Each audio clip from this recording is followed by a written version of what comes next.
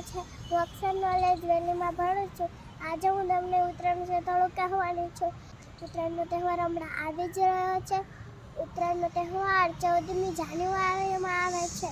ઉત્તરાયણને મકર સંક્રાંતિ પણ કહેવામાં આવે છે. ઉત્તરાયણના દિવસે બધા પતંગ ચગાવતા હોય છે. મોટા મોટા અવાજે ગીતો વાગતા હોય છે. કાઈપોટ, લપેટ એવું બૂમો પાડતા હોય છે. ઉત્તરાયણના દિવસે બધા ગોળની ચીક્કી, લાડુ, શહેડી, બોર એવું ખાવામાં આવે છે.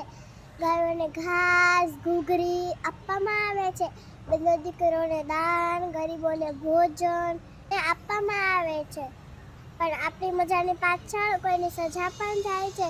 મૂંગા પક્ષીઓનું આંખ, ગળું બધું કપાઈ જાય છે.